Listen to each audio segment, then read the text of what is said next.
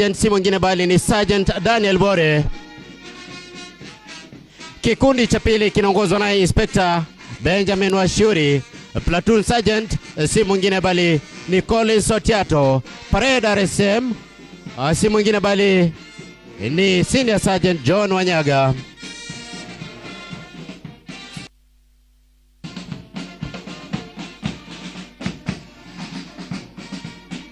Bandra Major si mwingine bali ni Sergeant Moses Ndambuki, ili hali Director of Music ni Inspector Patrick Mugweru kwa maridadi wa kitoko uwanjani.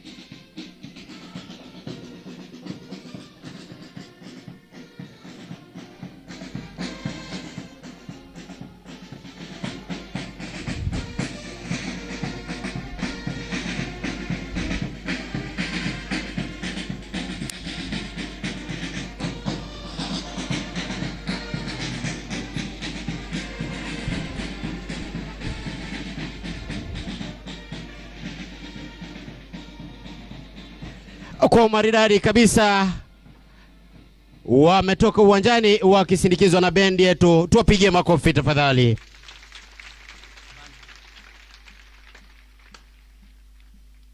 Mgeni wetu wa heshima, Mheshimiwa Waziri, kwa ruhusa yako naomba hivi sasa niweze kumwalika Reverend Nelias Mariga kuweza kutuongoza kwa maombi. Reverend Nelias Mariga tafadhali.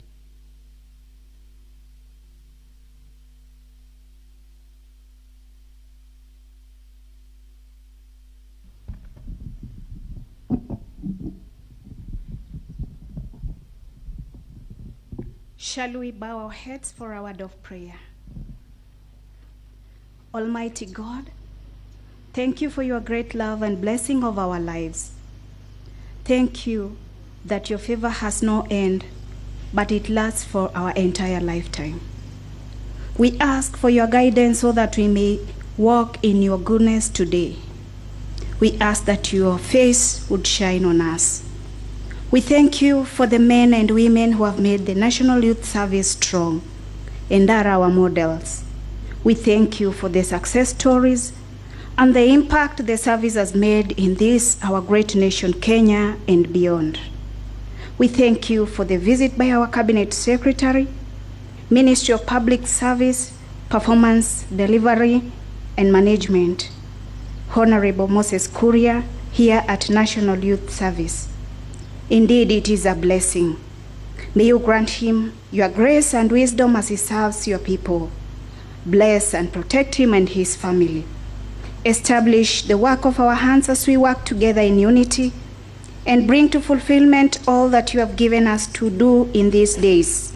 We pray that you would make our way purposefully and our footsteps firm out of your goodness and love.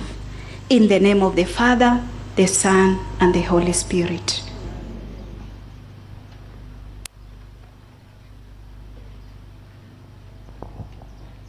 Asante sana Reverend Nelias Mariga kwa maombi. Mgeni wetu wa heshima, Mheshimiwa Waziri, vijana hawa ama idara yetu ya vijana imejaa vipaji vya michezo, sanaa ya muziki pamoja na sanaa ya kuigiza. Kwa kipindi kifupi naomba uniruhusu nikualike kwa kipindi kifupi cha burudani ambapo uweze kutumbuizwa na vijana hawa wetu wa NYS. Kwa ruhusa yako naomba niweze kukialika kikundi cha dance ama cha kusakata dance ya kienyeji ama ya kitamaduni pamoja na densi za kisasa kutoka NYS Nairobi Holding Unit kikiongozwa na Inspector Asha.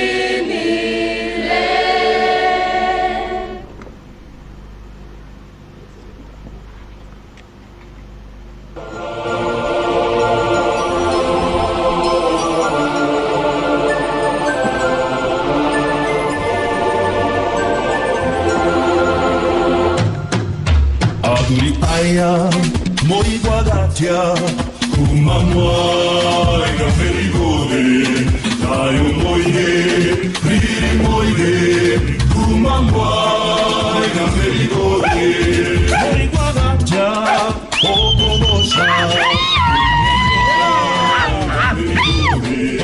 tayo moide, riri moide, kumamwa, ega perigode.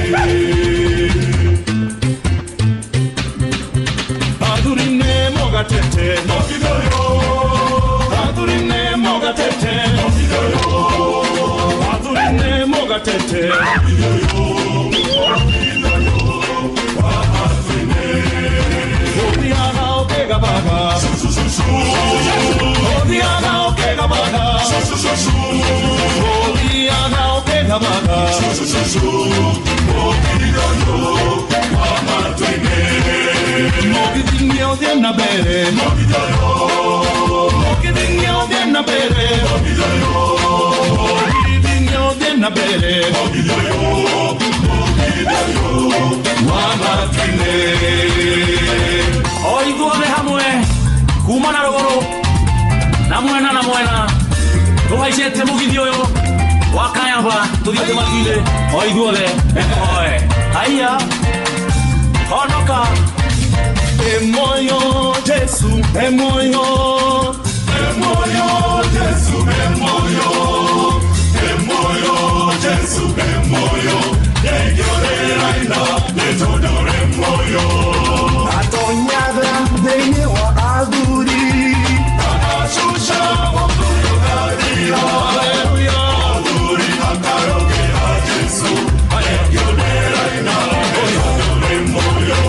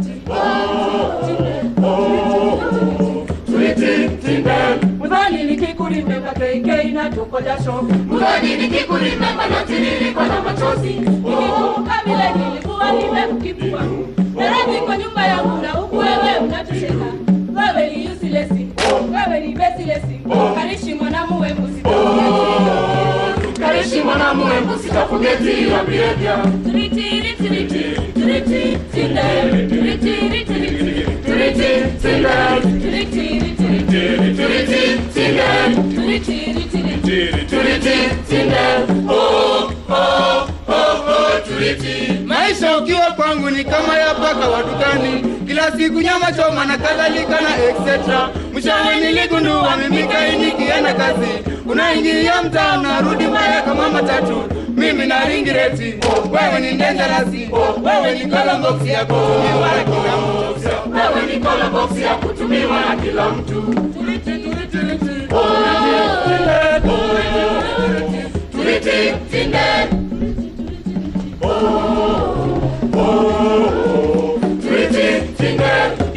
Remember the day tuliona na wewe umekuwa very thin and worn out. Remember sidhani kama kuna mwanaume angekufikiria, na mimi nikakulisha mpaka ukamea majabaya. Sasa uamiliki wala usemezeki, kazi iliyofanya upate shepu umesahau, kazi iliyofanya upate shepu umesahau. Turiti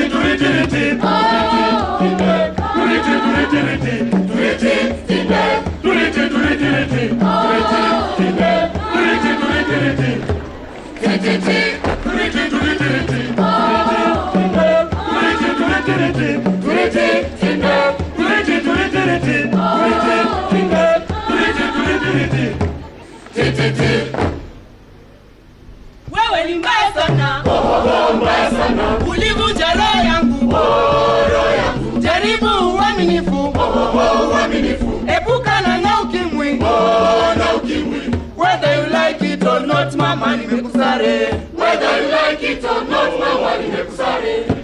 Party tonight, party tonight, party tonight, party tonight, party tonight, party tonight, party tonight,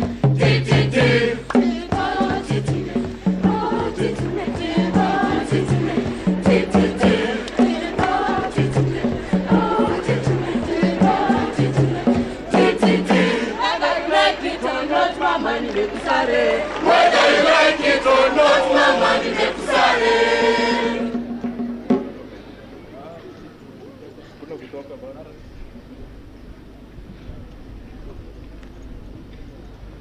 Mheshimiwa Waziri anayefuata hivi sasa kutupea ngonjera ama narrative si mwingine bali ni Bwana Fidel Odhiambo.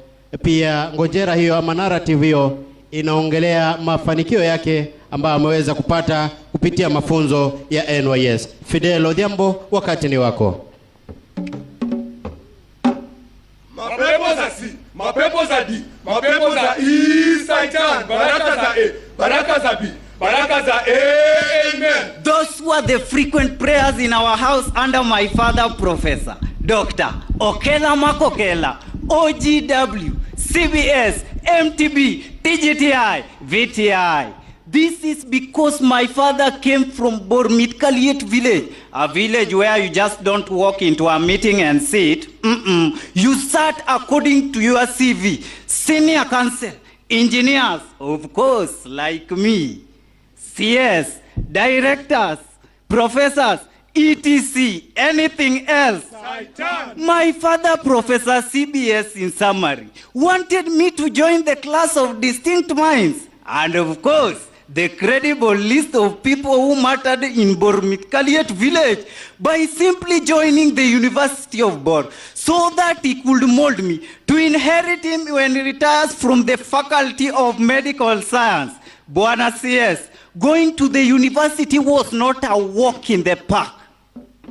Mathematics was there looking at me like this. Physics like this. Kiswahili. Hey.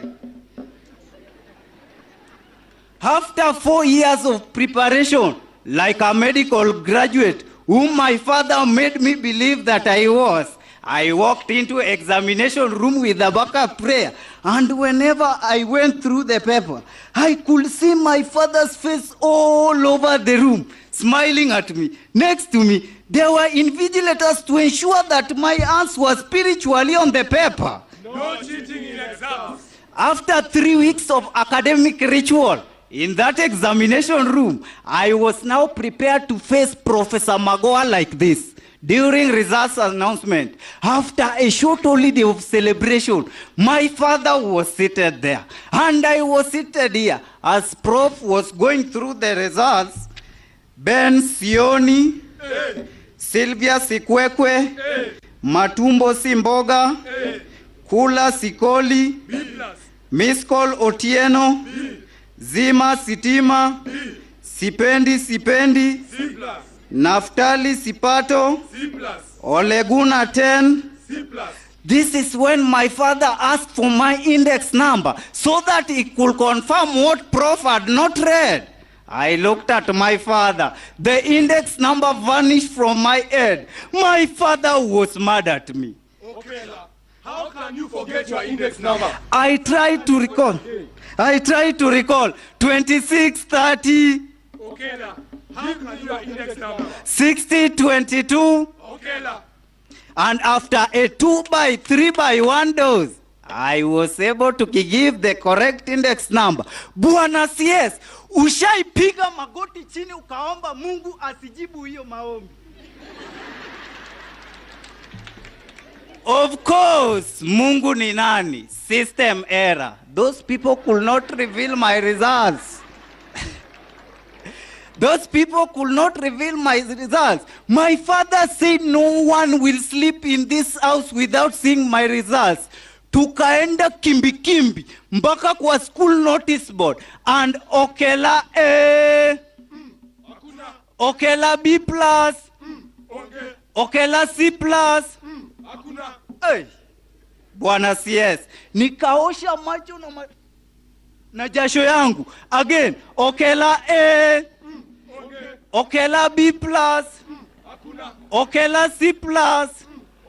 If wishes were horses, Arsenal ingekuwa na kikombe la season. This means that these people are declared me a C- material, with my father standing beside me, giving me option. Mambo ni matatu: urudie kwa hii shule, ni kuache hapa, ama baba yangu, baba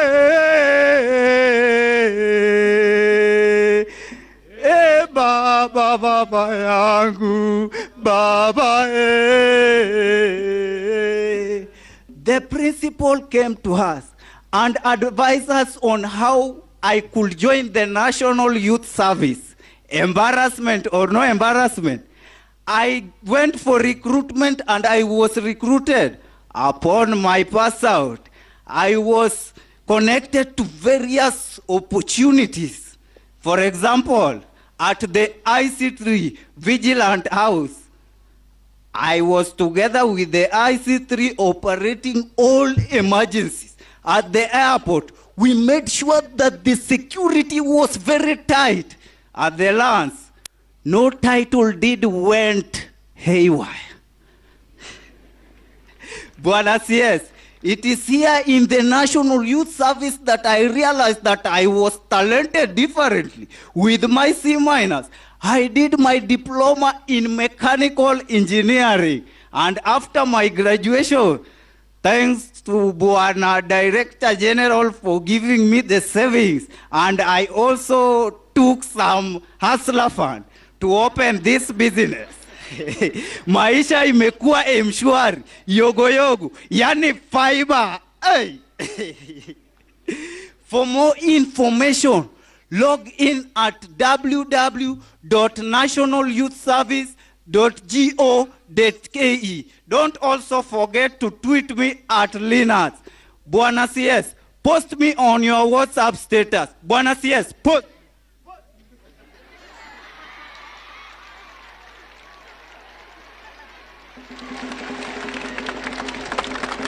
Wapi makofi kwake tafadhali.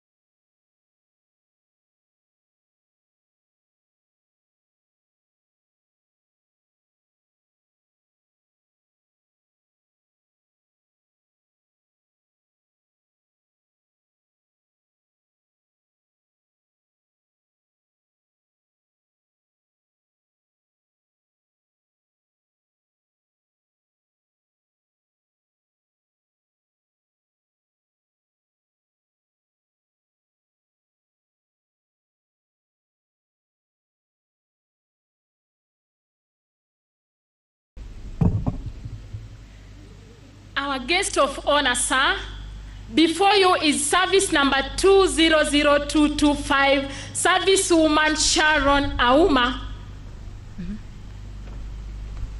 Service number 221378, Charles Makomi Kimani, sir. We present tree growing and restoration campaign at National Youth Service, sir.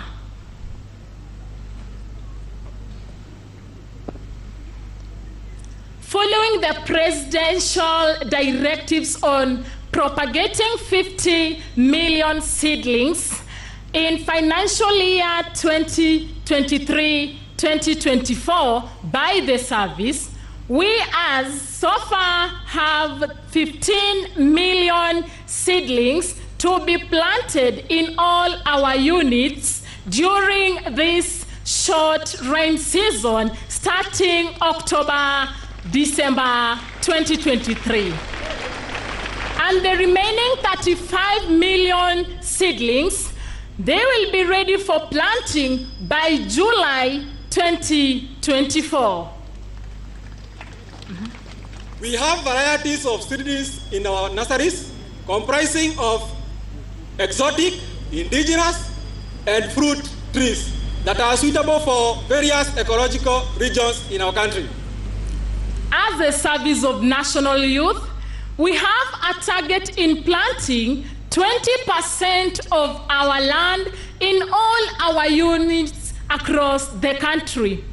That will be totaling to 7.5 million trees.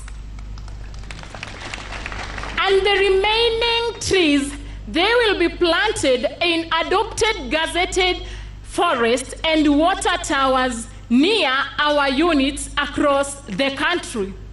Besides that, our guests, we intend to partner with communities and other government agencies such as Kenya Forest Service in keeping this spirit of tree growing and restoration campaign shining in our country. Our motto as a service is to be actively involved. What? Police could join the national Rutu fieka hapa, and you've it out. If it works out, then we implement. When we are employing people, we don't employ papers, we employ the owners of the paper. So for example, if you are a university graduate and the other guy is a diploma graduate, we introduce you to what we do. We give you the same jobs. We give you the same tasks. The one who will make more money will be paid more. Okay? So I want to tell my fellow servicemen, it is not impossible. It is very, very possible if you have the determination, if you have the determination, and in life, if you are ethical, if you are honest, you will go places. So the other thing that I want to mention to you, Bwana CS, is I would like to touch a bit on exit strategy of the NYS people, NYS graduates. What does the government have in plan as an exit strategy? Because many times you find you have trained people here and they end up having this knowledge, and the knowledge is just wasted out there. So what is it that the government is putting in place to ensure, what is it that the government is putting in place to ensure that these skills that the government has spent money on are beneficial, that they can be used to grow the economy of the country? Please think about that. But I just want to give you a very simple example that can be replicated in other areas. In Kenya, we find that in the armed forces and in National Youth Service, this is at the institutions where you find so many people being trained on various skills. So I want to get an example of people being trained in automotive engineering, for example.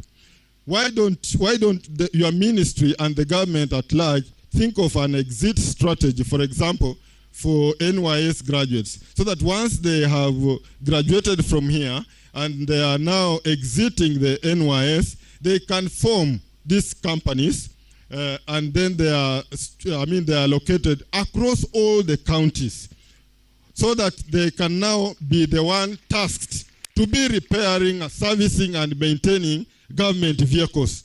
What the government needs to do, and your ministry, take these guys out to, say, Toyota. Let them train. Take them to Pujo. Let them train there. Government to government arrangement. So when they come here, they will be under the dealer of Isuzu. And Isuzu or Toyota will be very happy to have somebody in Meru, have somebody in Kisii, because they don't have the capacity of putting all their offices there. So you will be served. Imagine a situation where a car is coming all the way from Marsabit to come to Nairobi, a government vehicle to be serviced. It doesn't make any sense. Think about that. That's all I have to tell you, Bwana CS. That's all I have to tell you, Bwana CS, and the rest of us, especially my audience, who is you, Bwana CS, and my fellow servicemen and servicewomen. As far as the NYS fraternity is concerned, they've done an splendid job. I was nobody. Today, I feel I'm somebody. And I feel I'm somebody. And I thank God. Thank you so much for your time. Thank you. Makofi kwake tafadhali.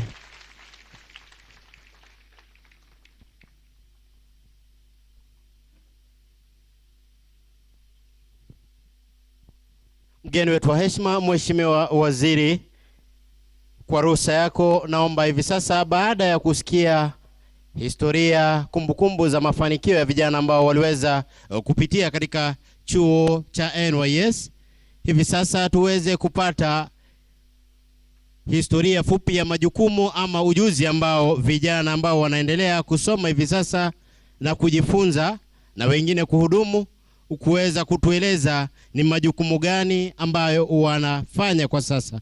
Niombe tu kwa ruhusa yako niweze kualika Brenda Tieno, Emily Mbui, Samson Mecha na Elisha Tsango ambao wanahudumu katika ofisi ya Integrated Command and Control Center, ofisi ambayo iko pale Vigilant House, ambayo inahudumia huduma za dharura pamoja na majanga. Kwa ruhusa yako saa naomba niweze kualika vijana hawa. Tafadhali IC3 team, wakati ni wenyu.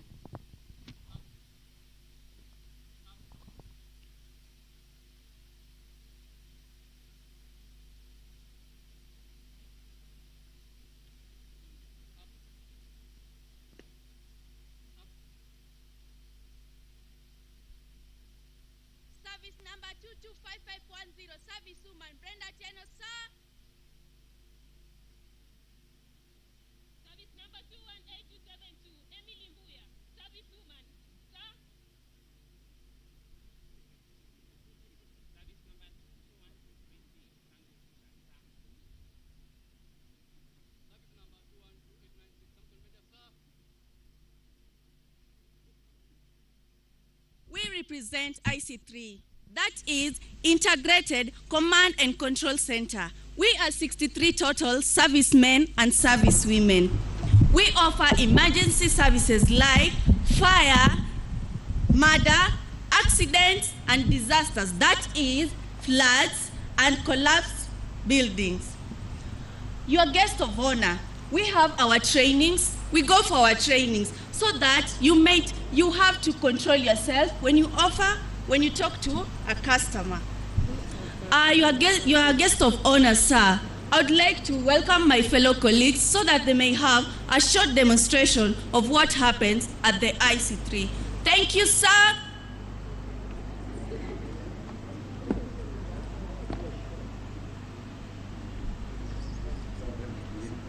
Basi watatuonyesha jinsi wanafanya kazi. Hello. Welcome to National Police Emergency Helpline. I'm Samson Meja. Who am I talking to? I'm Emily Mbuya. Yes, madam. I'm calling at NYS Ruaraka. Yes. And currently there's an event happening right now. Yes. And from a far distance, I'm suspecting there is a person who is armed and is not a police officer. Yes. So I was calling to ask for more police assistance. Okay, you mtu amevaje, madam? He's wearing a black jacket. Yes. A cape written Nike. Yes. A black top. Yes. A blue trouser. Yes. And putting on a boot. Okay, ni mwanaume ama ni mwanamke? He is the man. Okay, amenyoaje?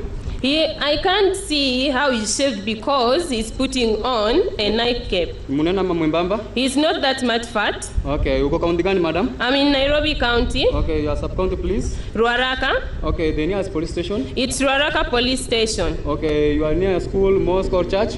I'm near Utali College. Oh, Utali College? Yes. Assist me your number, please. My phone number is 0111 61 42 24. Yes. Okay, madam, do not engage your phone in any call. We're going to call you back for more clarification. Police officers are on the way coming. Thank you for calling National Police Service, madam. Police are on the way coming. Thank you. I'm waiting for your services. Okay, thank you. Guest of honor, that is a short demonstration of what happens at the IC3. The caller will call the call taker, and the call taker will forward the incident to the dispatcher. After that, the dispatcher will have to talk to the OCS on the ground. Thank you, sir. Hello. Hello? Am I speaking to Emily? Yeah, you're speaking to Emily. My name is Elisha, working at National Police Service, and I've received a call that you're attending an event at National Youth Service Headquarters. Is that correct? The information is correct. And you're suspecting that there is somebody who is armed. Is that information also correct? Yeah, it's correct because I can see the weapon is protruding from the inner side of the jacket. Okay, can you briefly describe to me how that person looks like? The person is wearing a black jacket, yes, a black top, yeah, a blue trouser, okay, and a boots, and is putting on a black cape written Nike. Okay, Madam Emily, since you have said that you are suspecting the person, I'll kindly advise you not to engage your phone, since we are going to work with you in collaboration with the police officers on the ground for us to avail our assistance effectively. Thank you for your clarification. Thank you. After that, our dispatcher is going to call the OCS on the ground so that they will come to National Headquarters for the service. OCS Ruaraka. Good morning, sir. Yes, you're speaking with Constable Elisha from National Police Service, working at Integrated Command and Control Center. Afande, currently you have received a call, and right now there is an event being carried out at NYS headquarters, and there is a woman suspecting that there is a guy pretending to be a police officer, and the person is armed illegally. Kindly, sir, I would advise you to go there and check the situation. Here is the reportist number, 0111 6142224. Sir, please avail your help. Thank you, sir. Your guest of honor, that marks the end of our case study. Your guest of honor, due to our ability and the demonstration at the IC3, we would request you if you have a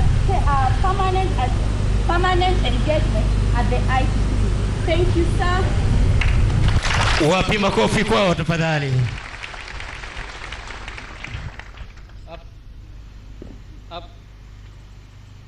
Mgeni wetu wa heshima, Mheshimiwa Waziri, hivyo ndivyo wanavyofanya kazi ama majukumu katika kitengo kile cha IC3 ama ukipenda Integrated Command and Control Center katika Vigilant House. Ukipiga simu itapokelewa na utasikia ni afisa wa polisi kama alivyokujibu, ili hali kwa ground ni vijana wetu ambao wamefunzwa, wakafunzika, wakashika mafunzo hayo na hivi sasa wanahudumu pale.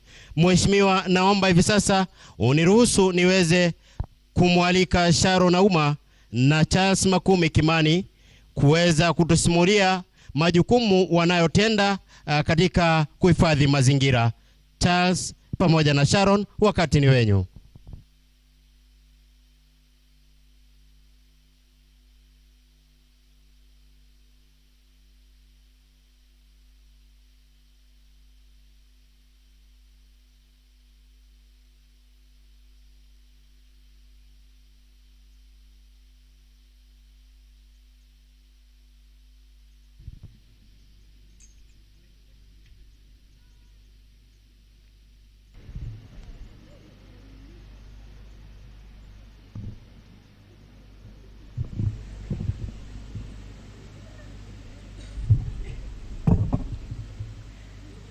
Our guest of honor, sir, before you is service number 200225, servicewoman Sharon Auma. Service number 221378, Charles Makumi Kimani, sir. We present Tree Growing and Restoration Campaign at National Youth Service, sir.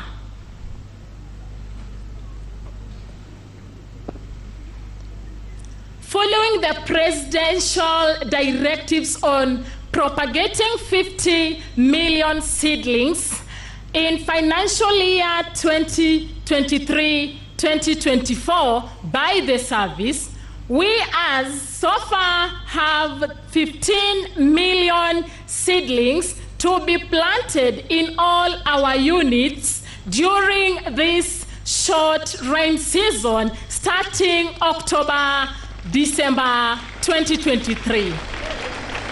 And the remaining 35 million seedlings, they will be ready for planting by July 2024. We have varieties of seedlings in our nurseries comprising of exotic, indigenous, and fruit trees that are suitable for various ecological regions in our country. As a service of national youth, we have a target in planting 20% of our land in all our units across the country. That will be totaling to 7.5 million trees. And the remaining trees, they will be planted in adopted gazetted forests and water towers near our units across the country. Besides that, our guests, we intend to partner with communities and other government agencies such as Kenya Forest Service in keeping this spirit of tree growing and restoration campaign shining in our country. Our motto as a service is to be actively involved in growing and restoring forests in our country. Our guest of honor, National Youth Service, has promised, and we promise that we are going to remain committed and determined as our goal to commit this spirit of tree growing and restoration campaign in our country in order to preserve our environment. And to my fellow Kenyans, stand a chance to be counted in this initiative of tree growing in order to keep our country as green as possible. Thank you, sir.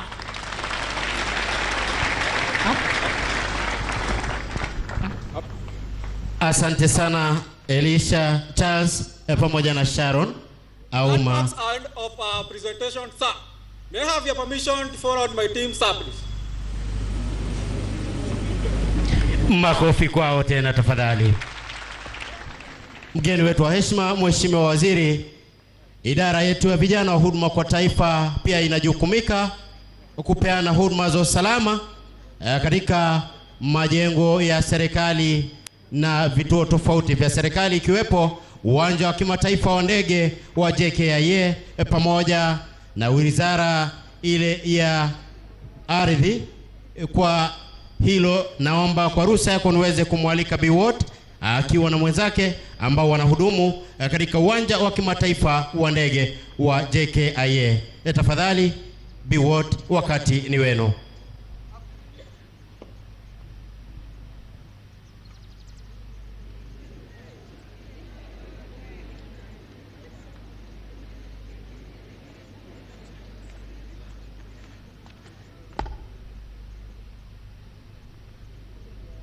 Service number 221732, Geoffrey Kibiot.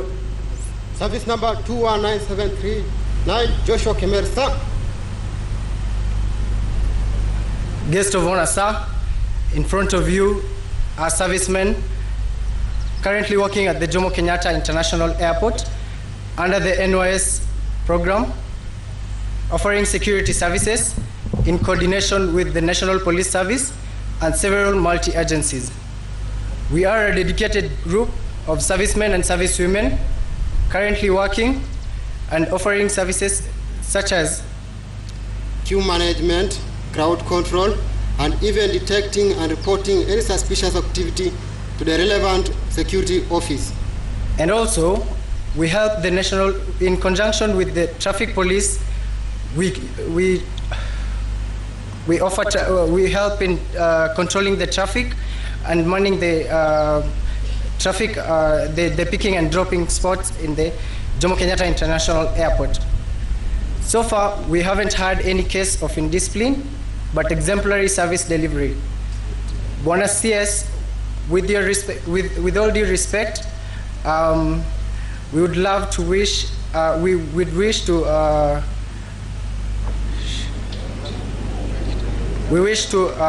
air our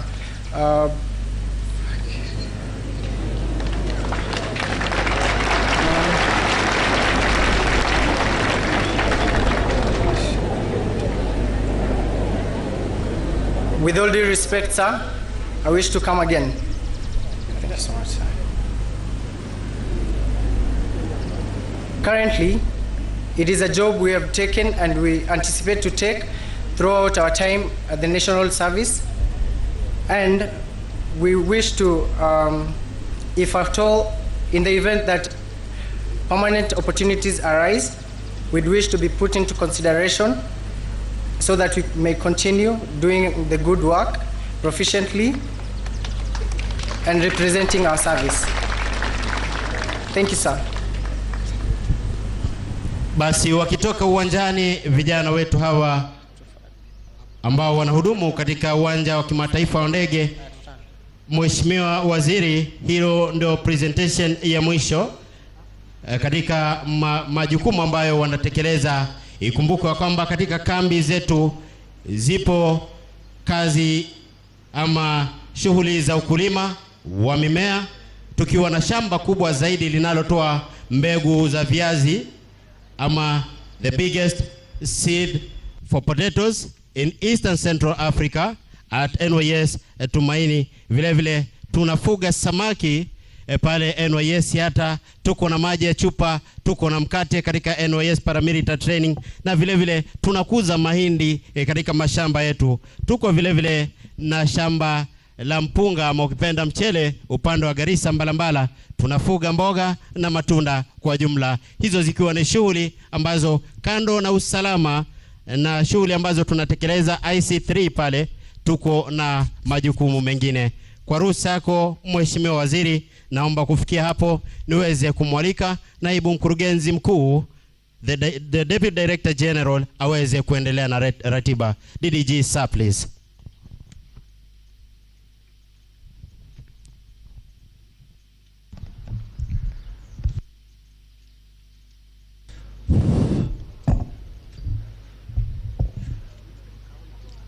Our guest of honor for this day, the Honorable Cabinet Secretary, Ministry of Public Service, Performance and Delivery Management, the Honorable Moses Kuria,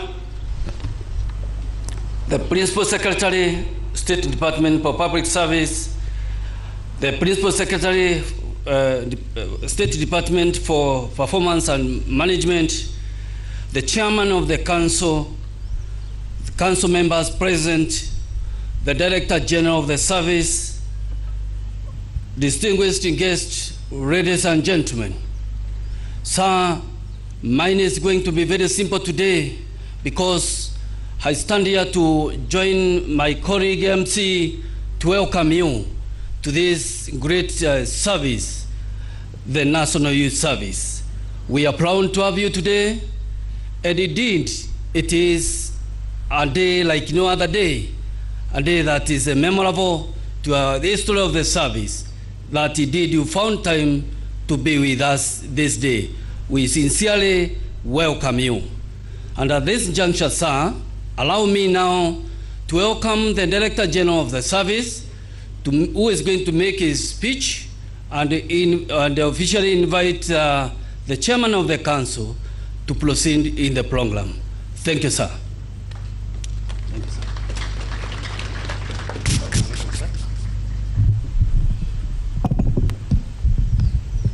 our Cabinet Secretary, Honorable Moses Kuria, Principal Secretary, State Department of Public Service, Principal Secretary, State Department of Performance and Delivery, Chairman, NYS Council, Council members, NYS management team present, servicemen, servicewomen. Honorable Seers, we are pleased to welcome you to National Youth Service Headquarters today. NYS is a cohesive family consisting of a unique mix of uniformed and non-uniformed personnel. The service programs and activities are implemented in through four pillars, namely paramilitary training, national service, technical, and vocational training and commercialization. Paramilitary training, inculcates a culture of discipline and patriotism in the recruits, while national service affords the servicemen and servicewomen the opportunity to understand their country, perform tasks of national importance, and generate revenue for the service. The technical and vocational training pillars equip the servicemen and servicewomen with the skills to enable them access various career opportunities. The training is offered at artisan, certificate, and diploma levels.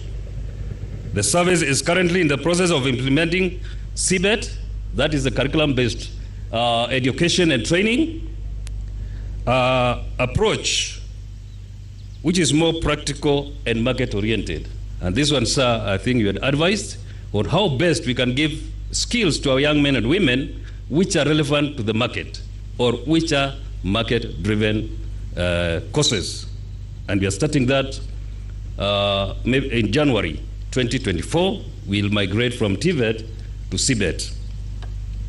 Sir, with the support of His Excellency, the President, and your guidance, I can assure you that in a year's time, the service will become the institution of choice for the young men in their quest for a meaningful life.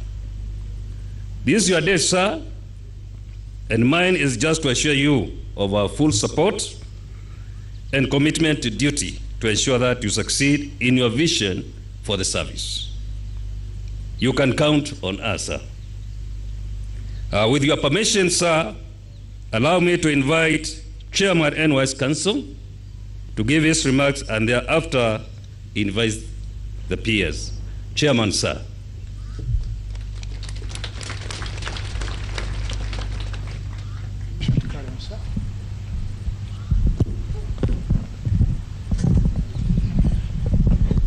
Thank you. Asante sana.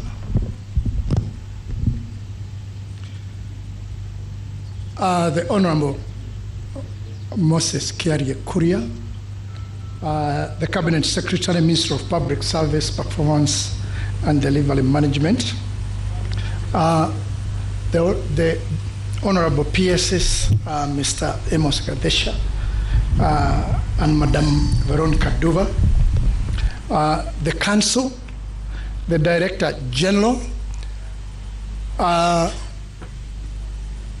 my fellow National Service, National Youth Service fraternity that includes our directors, all our officers, together with servicemen and servicewomen. Hamjambo.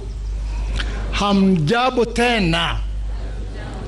Thank you very much. Kabla sijaongea maneno mawili peke yake, nitaomba CS I introduce you to the council, na nitawauliza wasimame wale wako. To the left completely we have got Dr. Cornelius. Dr. Cornelius is represents the PS youth because of what we do together. Then I think you can move ahead a bit. That is Dr. Nkada.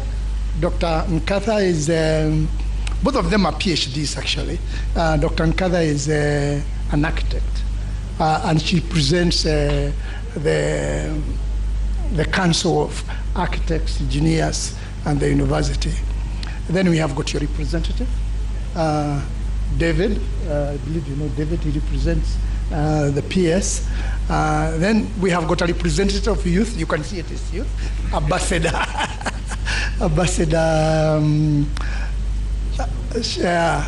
Wambua.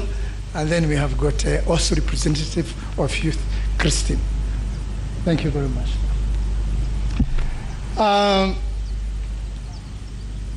The first thing I want to do is express our thanks for having the CS, and the only way to do that is to say in NYS every Tuesday or Wednesday, and DG correct me, we have some verses that we look, and we are guided by the Imam and the chaplaincy, and they always remind me that in all circumstances, the first thing is be joyful always.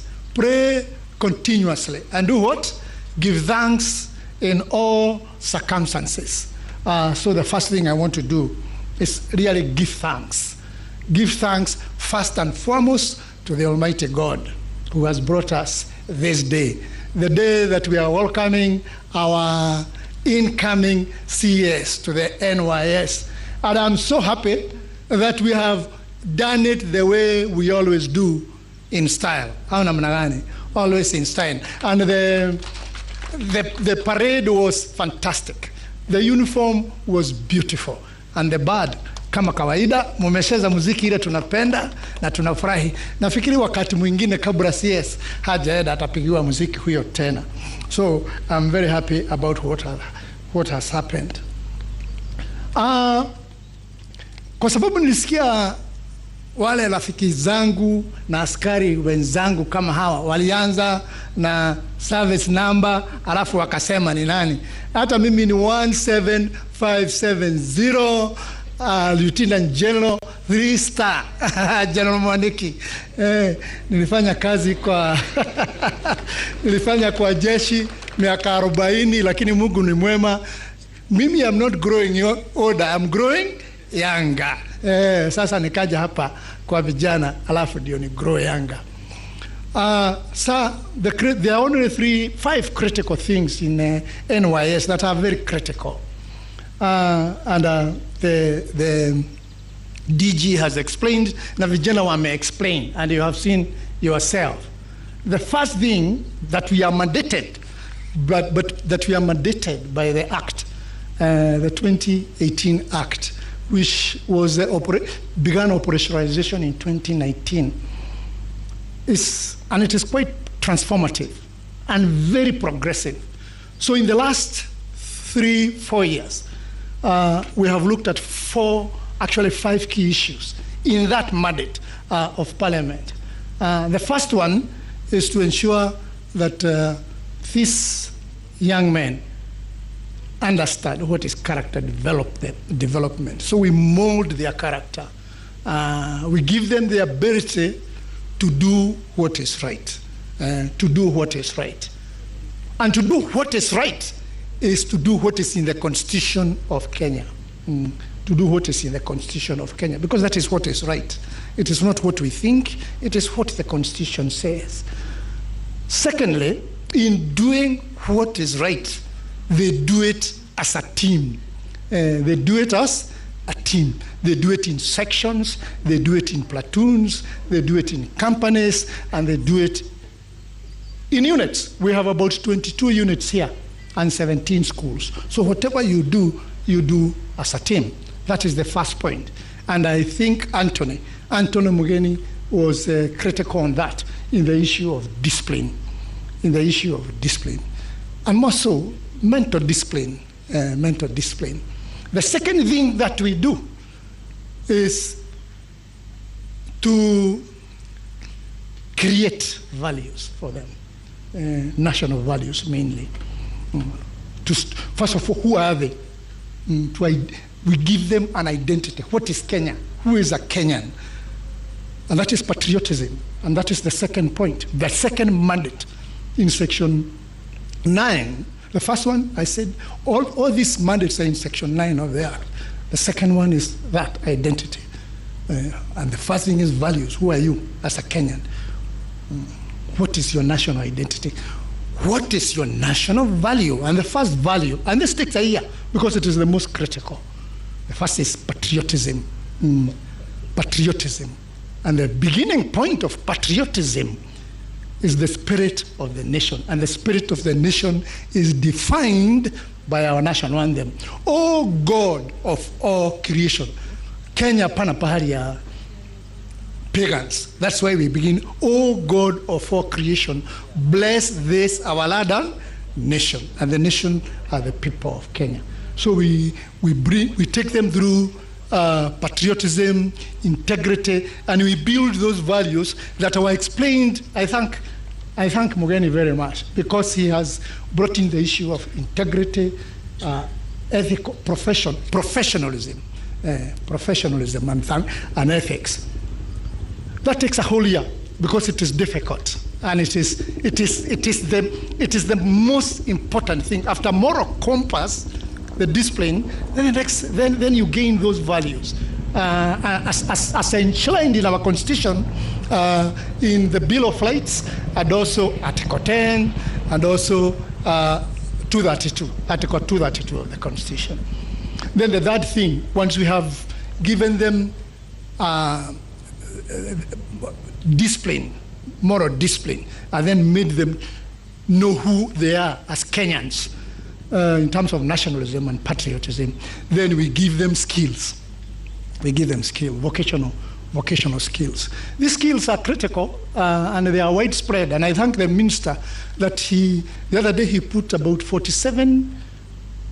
He's putting 47, but I think he has put over 50% of the question of the exclusive zones, enterprise zones. And therefore, that is critical. And what DG has said, the issue of demand and supply. What are the demands what we should stimulate within Kenyan's economy, and therefore supply with the skills? Because if you don't stimulate the proper demands, then you give improper skills, and that is critical. And I think Nani spent a long time here in terms of the exit strategy. And then, having looked at the moral compass, patriotism, then the issue of skills, then we come to enterprise, commercialization. This is new. This is new for the last 4 years, and we have done a lot of work on it. That was one of the transformative area of the Act, and this is our main focus currently.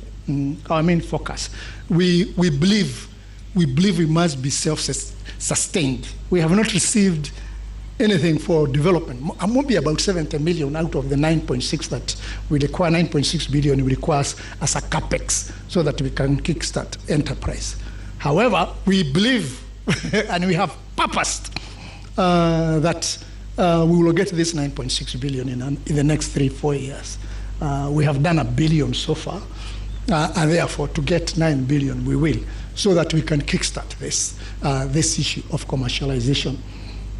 Then finally, the other key mandate, and the serviceman has brought it out, is being a reserve for the military and also for the police. And they have brought this out. Now, there are 10 other mandates, but I have just given you the most critical. We welcome you. I know we will be with you. We'll come over the council together with the DG, then walk you through what we have done for the last 4 years, and then we align with what you are going to give us today. I know today you'll give us a direction on your policy, and we will definitely align with that. And with those few remarks, I'll invite who will start the PS to give his remarks also. PS, Yadesha.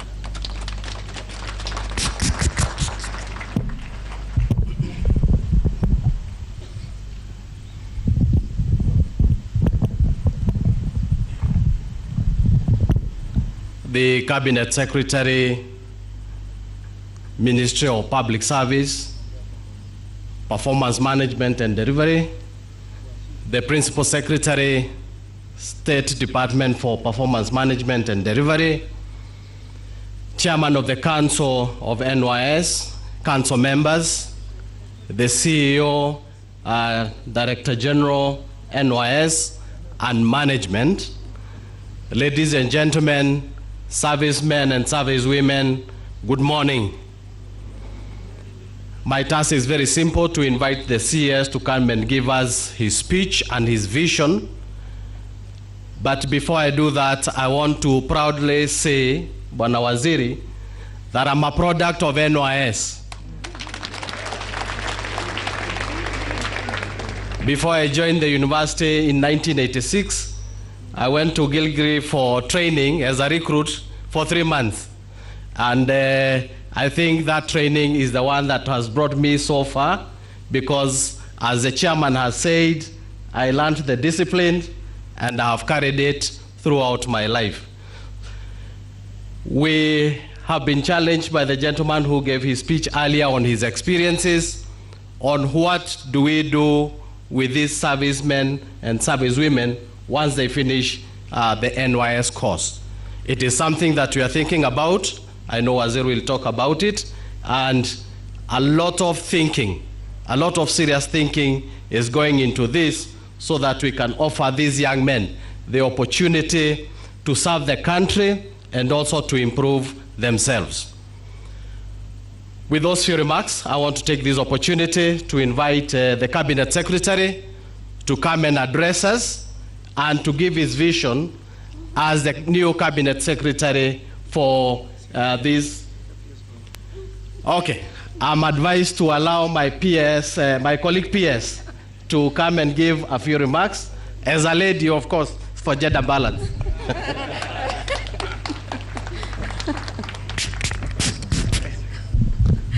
Thank you very much, colleague PS, Public Service, Honorable Cabinet Secretary, the Ministry of Public Service, Performance and Delivery Management, my colleague PS Amos Kadesha, the Chair of the National Youth Council, the Director General, all senior officers, servicemen and women, ladies and gentlemen, good afternoon. It's a few minutes, so I think I can say good afternoon. Mine is just to say hello. Say, unlike everyone who's stood here, I have not been a service woman, and I had the Cabinet Secretary saying maybe we need to send PS Nduva to NYS for 1 month. I'm not sure why. But as the PS in charge of performance and delivery management, I'm very happy to be here. I'm very happy to note all the progress that's happening. Indeed, I was very excited to hear about the 3 nurseries. That's a huge very huge input into our presidential directive and target of tree growing. And you have a niche there. We have a shortage of all these seedlings around the country. So if all ministries, departments, and agencies are to meet their target of tree planting, the NYS has a solid base there to provide those seedlings. So I really thank you for what you're doing.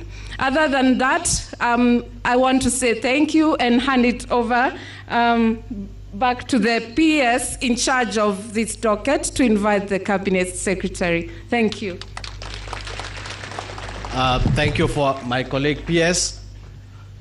Nataka sasa tumkaribishe Mheshimiwa Waziri aje atuhutubie, atuambie ile mwelekeo anataka kutupatia na ile ndoto wako naye ya kuendeleza hii program ya National Youth Service.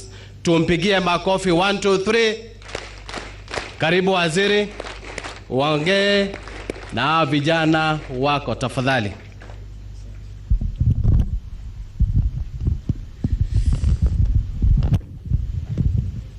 Principal Secretary for Public Service Tuketi, asante sana. Bwana Amos Gadesha, Principal Secretary for Performance and Delivery Management, Madam Veronica Duva, the Chairman of the NYS Council, my good friend General Joke Mwaneki, Director General Bwana Tebul, members of the Council, senior members of staff and management, wagwana servicemen and women, hamjambo. Hamjambo tena. Ni furaha yangu leo kuwa hapa na nyinyi.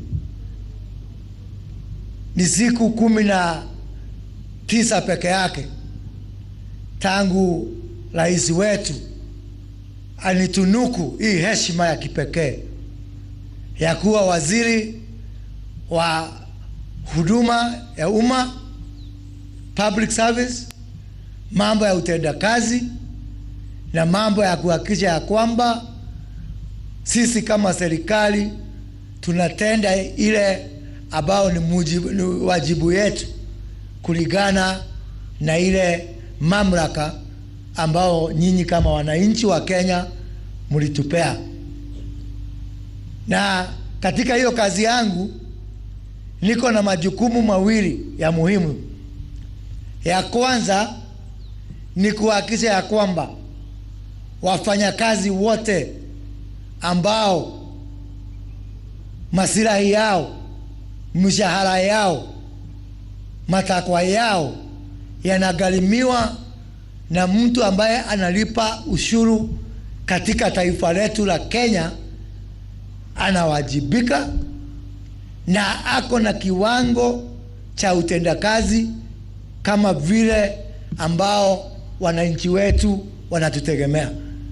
So therefore, my first task in this ministry, and within only 1 week, I was able to release or share with the public my 10-point plan of what I'm going to do to ensure we have got accountable government, a government that goes to the public, tells them what to do, what they are doing, to share with the public, because we are not bosses. We are servants. And as I've said before, a lot of us confuse. We call ourselves public servants, but we are actually people in public employment. There is a difference. There is a difference between in public employment, and there is a difference between being a public servant who is giving public service. So I am going to ensure that all of us, from ministers to PSs to CEOs to chairmen and board members, we go to the people through what we are calling Wajibika county hall forums across the country and share with the people who employed us. A lot of us, we are very good at accounting to our bosses. Mtu anaenda kwa PS, anamwambia mkubwa, anaenda kwa director, anamwambia mkubwa. Hao sio wakubwa wenu. Wakubwa wenu ni raia ambao wametupea kazi na wametupea hiyo privilege ya kuwatumikia wakati huu.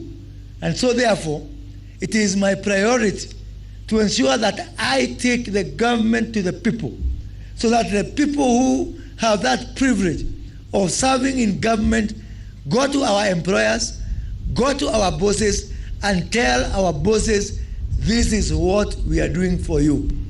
In doing so, also we have to ensure that we also we measure ourselves. I have a performance contract with the president. The PS here has a performance contract with me. And all the people working, including the director here, have a performance contract with the PS. All the way to the bottom of the 900,000 people who work for the public service and who are paid by Kenyan taxpayers. Ladies and gentlemen, today, 900,000 Kenyans, they are the ones who are responsible for what we call the expenditure by government, the recurrent expenditure.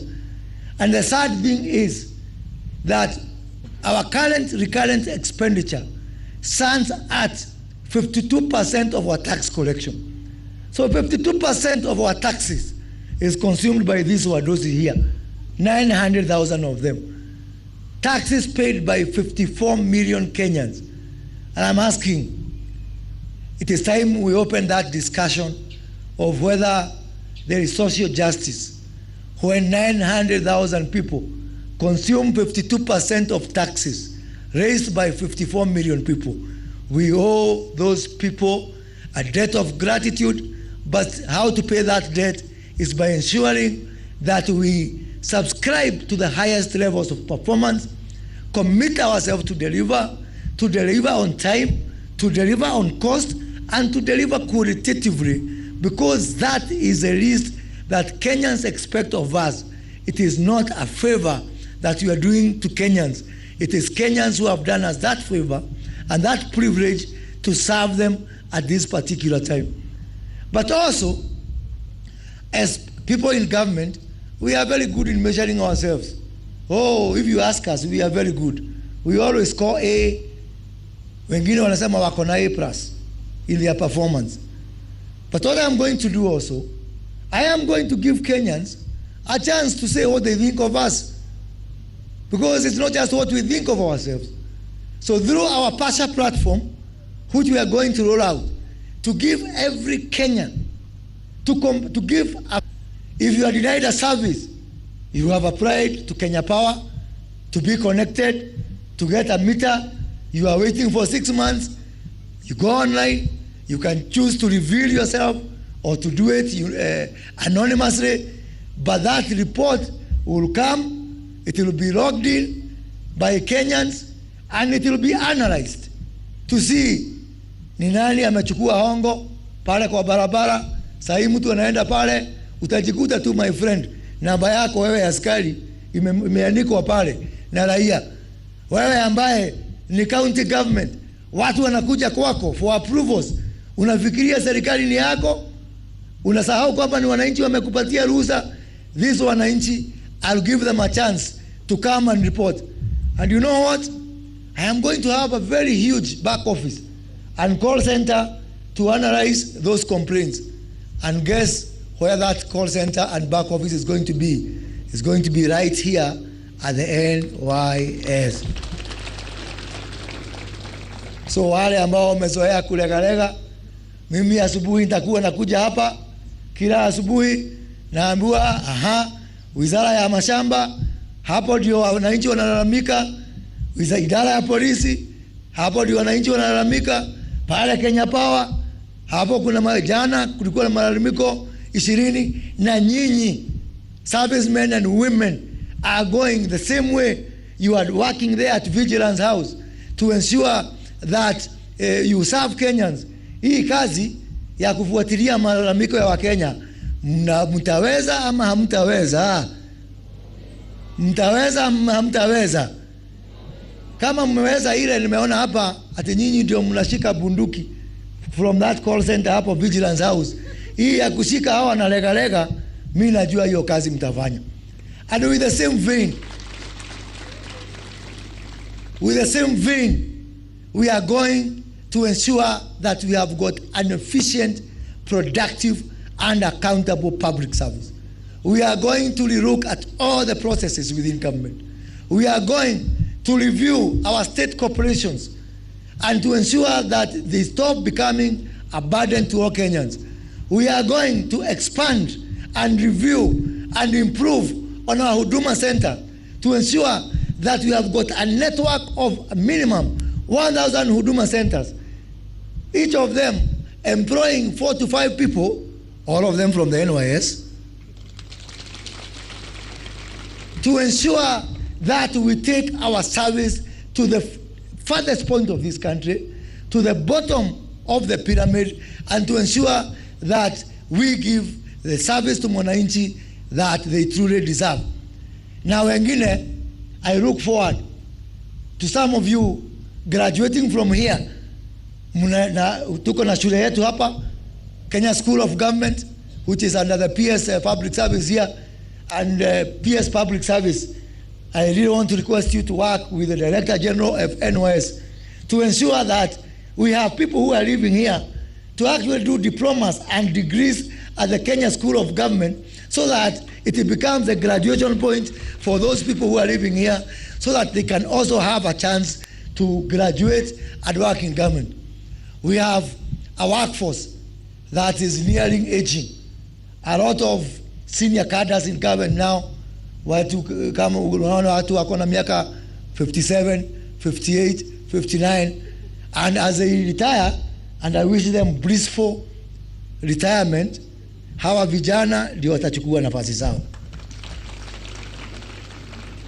Nimeona hapa hawa vijana wetu ambao wanafanya kazi kule kwa airport, hata tumewaweka baridi, hata wameambiwa waombe kazi, wanaanza kutetemeka. Sio makosa yao, ni makosa yetu, kwa sababu tumeweka hawa vijana baridi.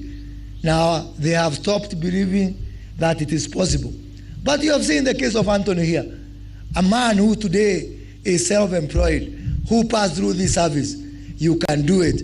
And I want to tell you something.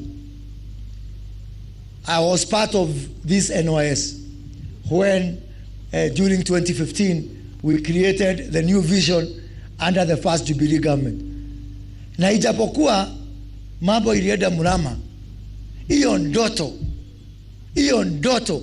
it was a sound dream. And as a part of those people who created that dream, mimi niko hapa kama bazuu sasa kuensure ya kwamba tunarudisha hii NYS katika ile ndoto tulikuwa nayo 2015. Hii NYS imeniletea kisirani. Hii NYS imeniletea shida. Unajua nyinyi, hata hii gwaride nimekuagua hapa, ile nimekagua, nimeona ni spade, ni ile instrument mnatumia kufanya kazi. Siku moja nilikuwa mbunge huko kwetu Gatundu, tukaenda na hii vifaa yenu. Sasa mimi nikaambiwa ati mimi niko na militia. Sasa mimi nikapelekwa kotini, ilinichukua miaka 4 kwa hiyo kumaliza hiyo kesi pale kotini juu ya NYS. Sasa wale walinishika, mimi niko hapa na media bazoo. So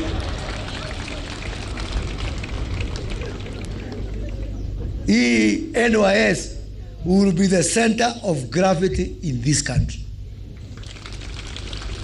And I want to tell the young people in this country, we have hope. There is a better tomorrow. And we cannot absorb all young people in this country. But we will set for them a living example. We will raise a bar and show that there can be hope. Vile Biblia inasema kazi ni mingi, wafanyikazi wako wapi? Ndio wako wachache. Na mimi leo niko hapa kuanza ukurasa mpya ya kuhakikisha ya kwamba hii idara ya NYS, ukiamuka asubuhi kama ni Mkenya, ile inakukuta kwa breakfast ni NYS, mchana ni NYS, lunch time ni NYS, afternoon ni NYS, dinner ni NYS. Ukianza kuota ndoto ya kwanza ni NYS. Director General ametuambia juu ya zile nguzo 4 mko nayo. Na hiyo nguzo ya kwanza, the first pillar, the pillar of paramilitary training. Because we have to produce men and women who are fit for purpose for the journey that we want to take this country forward. That journey will come from discipline. We cannot build a country of indisciplined people. And the NYS is going to be a central pillar of that discipline. Let me say this. Once we put the discipline in place, we also have to ensure that there is order. Because discipline is useless without order. And that is why we have something we call regimentation. That other than giving paramilitary service, we are also going to ensure, and you are already doing that, we organize you into your regiments, into your squadrons, all the formations that we have. Why we have that regimentation is because what we have shown is if you walk alone, you can walk very fast. But if you walk with others, you can walk very far. So using our regimentation, working together, resocializing ourselves, getting the right values, we can be assured that we can be that engine and that catalyst that reconfigures the moral fabric of this nation. Because we try to do many things, but until we reconfigure our value system, until we reconfigure our moral fabric, then we are not going to achieve much as a country. The second pillar is a pillar of national service. I have seen here, you are in Vigilance House. I have seen here, you are at the airport.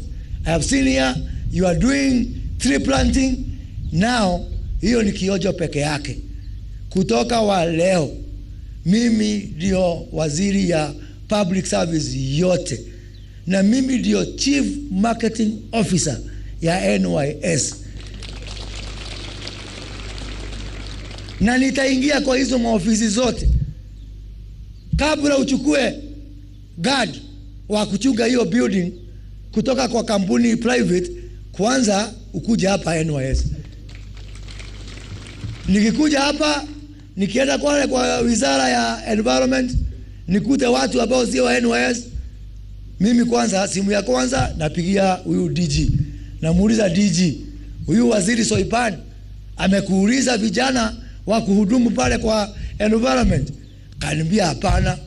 Mimi naingia kwa rais, hiyo ni kesi, halafu nakuja kwa raia, mimi nawaambia hapa kuna watu ambao hatuko kwa mwelekeo moja wa kuokoa vijana wetu kutoka kwa ile janga ya ukosefu wa ajira, ya ukosefu wa matumaini, na tumewanyima vijana wetu nafasi ya kuanza ile jamhuri mpya ambao tunataka kujenga. So I am going to work very hard with you and for you to ensure that we expand this national service to be in all spheres, in our security, in our environment, in our agriculture, everywhere that the government of Kenya requires manpower, it must start with NYS. But for us to do that, we have to be sustainable. And that's why for me, this pillar of commercialization, the pillar of enterprise development. Sasa, hiyo huduma yote mnafanya, hawa wadosi wakichukua watu kutoka huko nje, hao wanalipa. Hakuna mtu anapewa hiyo huduma bure, wanalipa. Vile vile wanalipa kwa private companies huko, lazima kwanza walipe ya NYS. Na walipe vizuri na sawa sawa. Na mimi ndio debt collector yako Bwana Temburu. Mtu akiregalega wewe unanijua. Mimi nitachapa wao kiboko. They must pay, and they must pay the right price so that this program can be sustainable. But not just service. We are working under the instruction of His Excellency the President to create a company to be known as NYS Enterprises that is going to compete with other companies to build roads, to build houses, to carry out agriculture, even to do mining. And I know we have the equipment here which we also have to ensure you are using optimally. I know we are going to do a better job than those other people. Ama hamtaweza, si ndio? Na sio tu kwa serikali. Mimi naona nitaingia mpaka kwa private sector. Kuambia private sector, you will enjoy better value for money by working with the NYS. We can do a much better job. We can save you money in the long term if you work with disciplined people. We work with people who have got the right socialization. We work with people who have got better work ethics, better values. A disciplined worker is a better than somebody you train from zero. Si mtaweza hiyo kazi? Si hata ya bouncer nienda niwatafutie, si hata hiyo mnaweza jamani. Nitaingia mpaka huko kwa private sector kutafutia hao vijana kazi. Na sio tu hapa. It's not just here locally. Mimi ni mtu nimetembea sana hii dunia. Katika hiyo kazi yangu, hapo zamani nimetembea, katika mwaka moja umepita, nimetembea nchi karibu 40. Na mimi najua hata kama hii Kenya tuko na shida ya ajira hapa Kenya, we have got plenty employment opportunities outside this country. the biggest supplier of manpower outside this country will be NYS. Kama vile nimwambia mimi ndio chief marketing officer wenu, nitatembea huko kwa Mchina, niwaambie we have people who can work in China. They are called NYS. Nitaingia kwa Mwarabu, wako na nafasi mingi sana za kazi, na mimi hawa nawaelewa sana. Nitavutie nyinyi kazi. And not just employment to go and work there. That company, NYS Enterprises, is going to ensure that we can be able to go abroad, take up short-term contracts, hata pale kwa wanajeshi wa nchi zingine. Tuko na makampuni. Kuna kampuni moja huko Amerika, mimi naonanga nikienda huko kwa Warabuni, inaitwa Halliburton. Halliburton is a military contractor. Halliburton undertakes for the US Army contract mpaka hapa Somalia, mpaka huko Iraq. Kwani NYS hawezi kuchukua hiyo kazi? Tutawaonyesha vumbi, my friend. Tutakanyangana hapo hapo. So mine is to ensure that I go all over the world in oil and gas, in military services, in industrial projects, and ensure that NYS Enterprises become a contractor of choice locally and internationally. And I want to tell our county governments, and I want to tell our members of parliament, please, now because we are going to put in place a policy of government to government working, instead of those lengthy procurement procedures, you can just come here under a government to government framework. Hizo mahospitali mnajenga kwa counties zitajengwa na NYS. Hizo manyumba, hizo mashule, hizo ECD, these people are going to make it under G2G.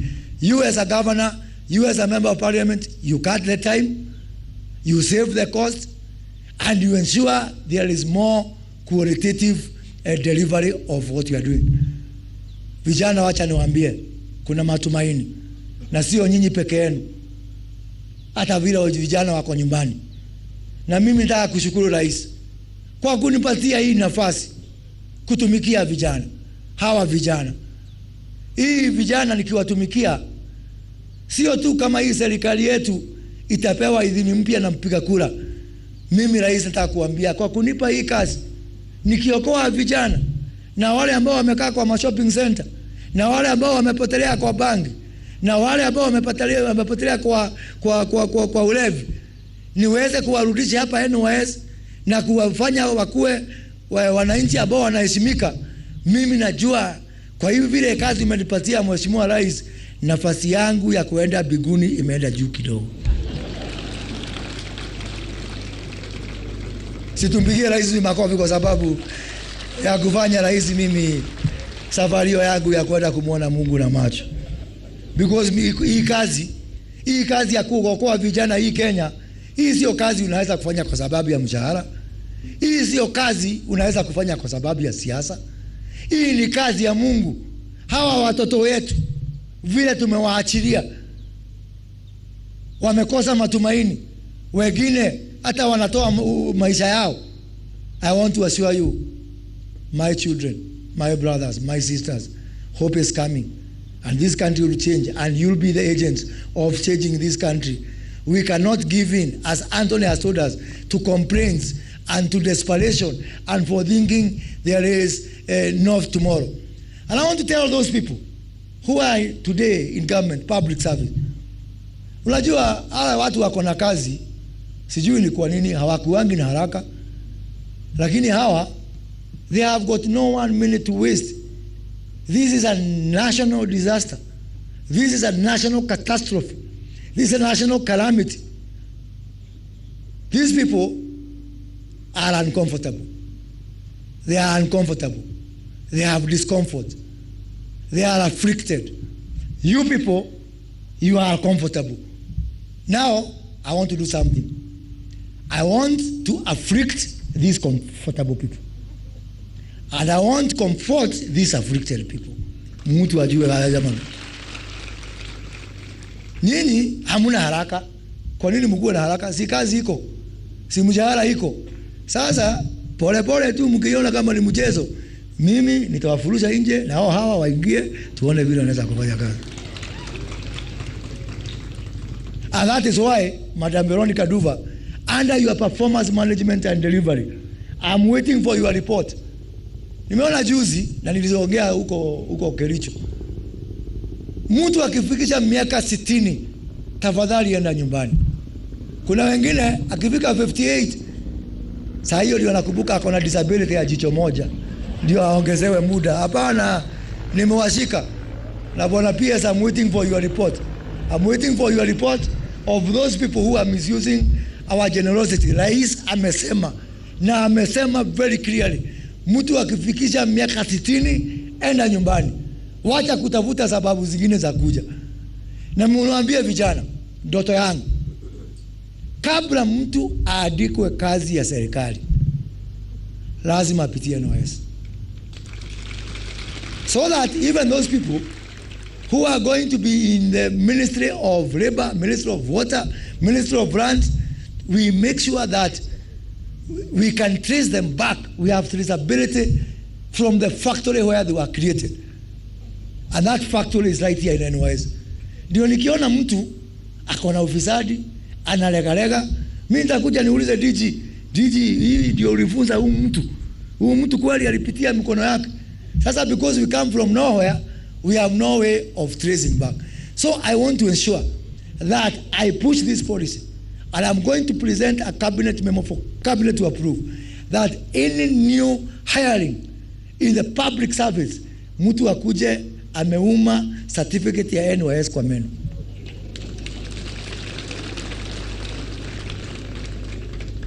Vile juzi mliona tulikuwa na recruitment ya jeshi. Tukasema wale wako na NYS tumewapatia nafasi zilikuwa ngapi? 300 kwa jeshi. Wale watu walitokea interview walikuwa 10,000. Jamani, hiyo siku mimi nililia machozi jamani. Kasema Mungu, kwa niaba ya wale wote ambao wanakudanganya tuko kazi na tunaachilia vijana wako, Mungu nisamehe na utufungulie hata kama ni kapengo kadogo tu kuingia ufalme yako, kwa sababu itakuwa ngumu. Tumekosea. When it takes 10,000 people to come for 300 jobs, we have a lot of work to do. Na mimi vijana, mimi nataka mfanye yenu. All I'm asking from you, please let us stop negativity. Let us avoid desperation. Hawa na wale wako kazi, they can afford kukaa kwa Twitter kila siku wakilia, because wako na mshahara. Nyinyi mnajiunga, hiyo time ya kulalamika hata utatoa wapi jameni? Survival, day to day survival is a full-time job for you. So you cannot join those other people on Twitter, wapi, on TikTok, mambo ni mbaya. Ni sawa, hiyo ni haki yao. Sisemi wasilalamika, waendelee kulalamika, but you don't have that privilege, and neither do I. Jameni, tujiunge katika two camps. Mimi na hawa viongozi tuko nao hapa, na nyinyi tuanze kutengeneza nafasi za makazi. Tutengeneze vijana nafasi za makazi. Wale ambao Mungu amewabariki na wako na kazi, waendelee hapo. Na nishukuru rais pia, kwa sababu siku 10 ilipita alituita na huyu PS na watu wengine na viongozi wetu wa usalama. Sababu ya ile ilitokea, I want to tell you the president was very depressed by that incident of 300 jobs and 10,000 people. Sasa vijana, sababu mimi siwezi kuja hapa mkono mtupu, niko na habari mzuri. Nimesukuma na rais amesukuma, tumeshikana. Nataka kuambia kwamba mwaka huu, the remaining part of this year, and I have this commitment from my good friend Jafet Koome, the Inspector General of Police.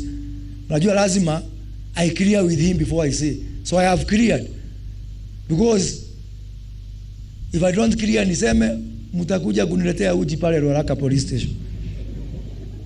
Sasa Bwana Koome ameniambia niwaambie tumefisikizana chini ya amri ambao rais alitupea, na jana usiku tulikubaliana ya kwamba the next intake in the next 2 months for the National Police Service of 3,000 police officers will be recruited exclusively from the National Youth Service.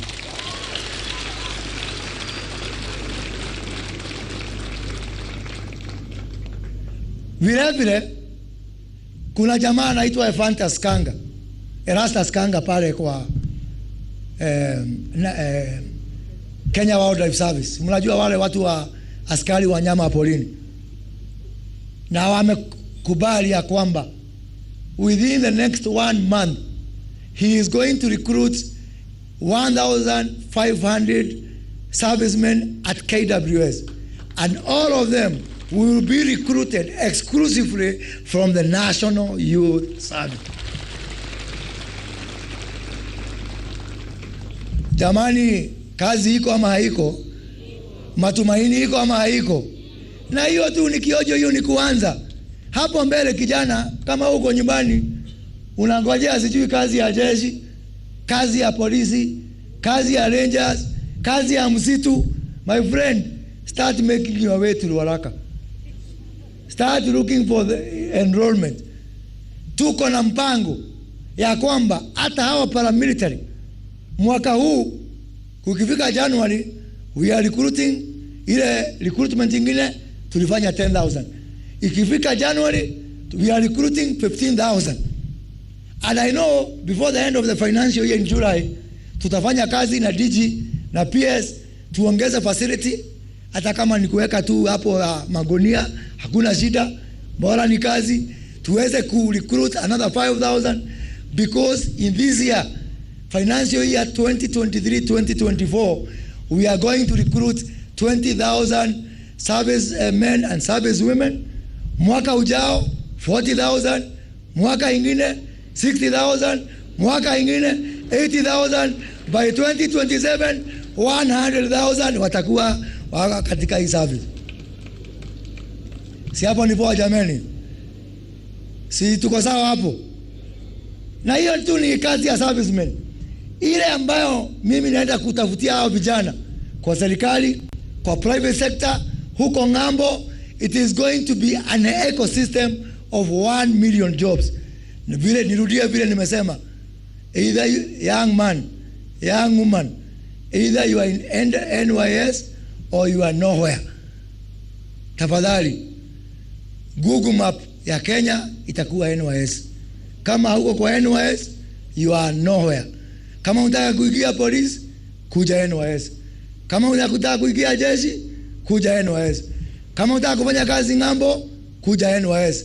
Kama unataka kunufaidika na ile pesa tunaita ya carbon credit ya climate change, that 50 million seedlings ambao rais ametupea, tumekubaliana na UDG, we must multiply it 4 times, and by June 30th 2024 we must provide this country with 200 million seedlings. Na hiyo 200 million seedlings, mimi hiyo maneno ya climate change mnaona rais akizunguka, mimi naielewa.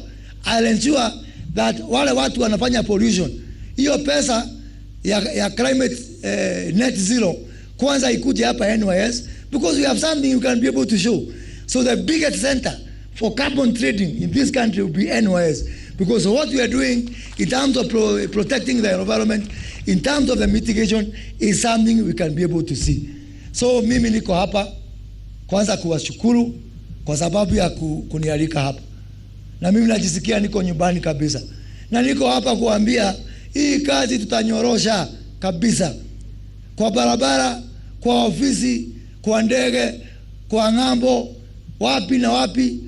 The next person to you will be an NYS person, and because of that, even when you leave this service, you can be able to know that you will be able to get good skills. Na mimi nimshukuru Anthony. Wapi Anthony? Anthony yako wapi? Anthony amenifurahisha. Anthony amesema hakuna crime inaitwa kujaribu. In fact amenikumbusha story moja ya mtu anaitwa Bill Gates, nikimalizia. So siku moja Bill Gates alikuwa anafanya interview. Alikuwa anataka kuandika managing director wa Microsoft huko katika Eastern Europe. Sasa kuitana na interview, watu 10,000 wakatokea, ni kama wale wa NYS wanaenda pale kwa jeshi, 10,000 of them. Sasa Bill Gates akashindwa, hawa watu nitawachuja namna gani? Akasema kama uko hapa na haujawahi kuwa manager wa watu 5,000 enda. Sasa nusu ya watu 5,000 wakaenda, wakabaki watu 4,999 plus one guy alikuwa anaitwa Kamau. Kamau has never managed anybody, lakini akasema anyway, what do I lose? Wacha nijaribu tu kama huyu Anthony tu, wacha tu nijaribu bahati yake. So Bill Gates akafurahi, lakini akasema bado 5,000 people ni wengi sana, how do I reduce them wakuwe wachache? Akasema hii kazi kuna lugha moja inaitwa Kisalbia na most of the people in that region wanaongea hiyo lugha. Akasema kama huwezi kuongea hiyo lugha ya Salbia, hebu toka hapa enda. And everybody akatoka, wakabaki tu watu wawili, Kamau na mtu mmoja. Kamau hajui kuongea hiyo lugha, lakini akasema anyway, what do I have to lose kama huyu tu Anthony hapa. Hasa Bill Gates walipoachwa wawili akafurahi sana, akasema yani hao watu wote wamekuja 10,000 ni nyinyi wawili. Kwanza mko na ile experience bao mimi natafuta, pili hata ile lugha ya hii kazi mnaielewa. Sasa fanyeni hivi, ongeeni hiyo lugha ya Kisalbia mko wawili. Kamau akasema guy, bahati yangu imeisha. Sasa lazima angesema kitu, so akaambia huyu mwingine kwa kikua, akamwangalia akasema kwana tia modo wa nyoba. Sasa anaanza kujiharia, sema sasa huyu mtu nitawasemaje? Ule jamaa akajibu akasema gotire na oru.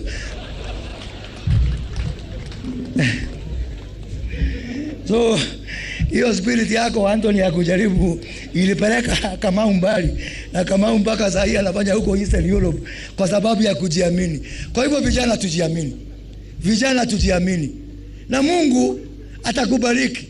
Hata I like what Anthony has said, huyo mtu wa C ndio ataandika huyo mtu wa A, na sisemi mtu asipate A, lakini hiyo bidii yako na hiyo C yako, jamani, utakuwa unaandika mtu wa A anasema kuja hapa, anakuja na kupigia saluti sababu ya kujiamini. Mjiamini, fanya kazi kwa bidii, believe in the right things. I do my bit, government does its bit.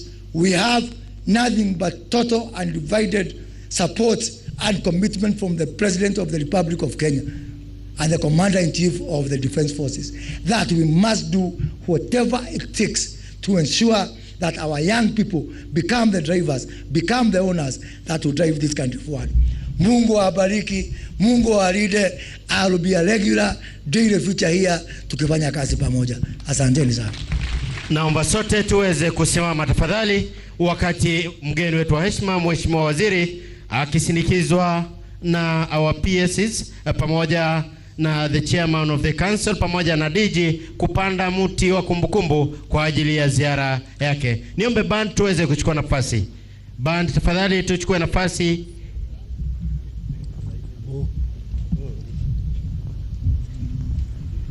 Basi baada ya Mheshimiwa Waziri kupanda mti pale, nitaomba all our principals, our CEOs pamoja na directors kuweza kuandamana pamoja na senior officers ambao wako katika ziara hii rasmi ya Mheshimiwa Waziri, kuweza kumsindikiza Mheshimiwa Waziri anapozuru katika kituo cha TGTI kujionea kiwanda cha kushona ambacho kiko ndani ya National Youth Service. Kwa hivyo senior officers from the rank of inspectorate, tafadhali tutajiunga pale kusindikiza msafara ule wa Mheshimiwa Waziri kwa route march kidogo ya takriban muda wa dakika 7 hadi kituo cha TGTI pamoja na our members of staff. Pia niwaombe tutakuwa katika msafara ule.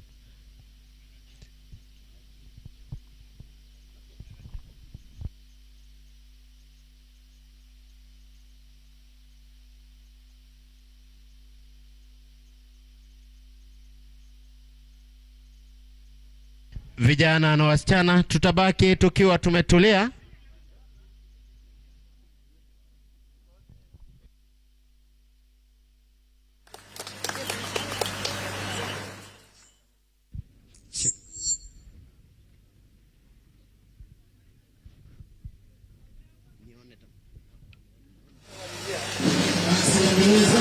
Basi ameweza kupanda.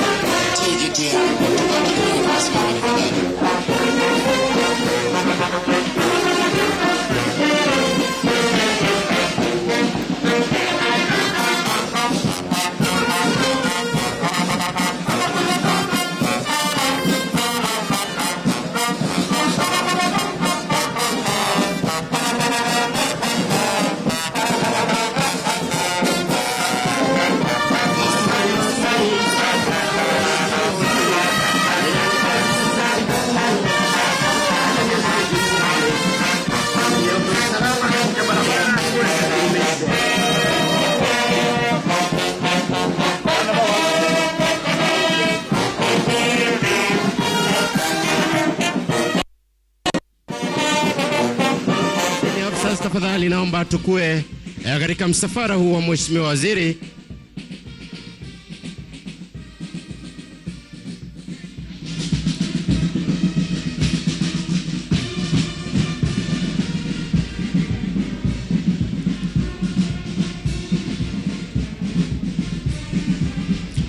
Basi tutabaki